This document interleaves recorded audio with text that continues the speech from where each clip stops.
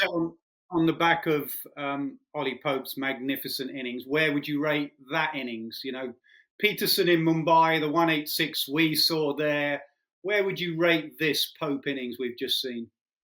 Right up there. I think everybody was saying those with a kind of long perspective of England performances in the subcontinent. There've been some great ones, as you mentioned, Peterson and Cook in 2012, Gatting and Fowler with double hundreds in 85.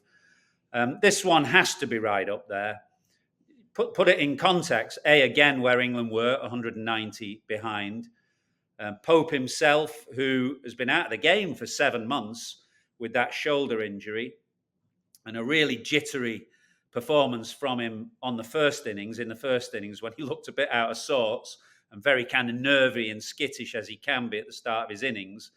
And then, what were England? 160 for 5 or something at some point when Stokes got out, and everybody's looking at their watches thinking we won't get to the end of day 3. So I thought he just showed tremendous courage.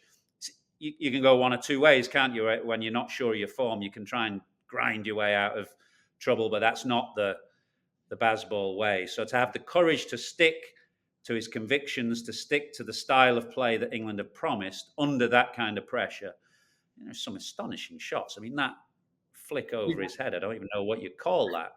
But the sweeps and reverse. Yeah.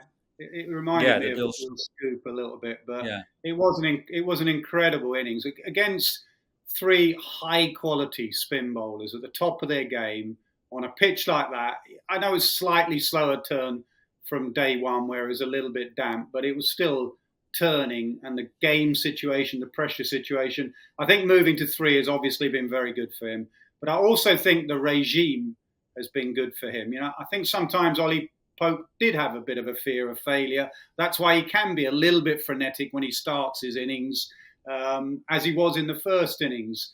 But I think having Stokes and McCullum just saying, whatever the game situation, go out and express yourself. In previous regimes, he may have gone into his shell a little bit. We had Duckett talking about Cook, didn't we, in the 2016 series on the last day in Chennai.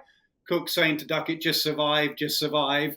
And he looks back on that now, wishing that he didn't have the defensive technique to survive, to play his shots. And maybe with Pope, he had a realization that, why die wondering? Show all the shots that he's had. The other thing we should mention, the debate, the balance of the side and the extra spinner or whatever.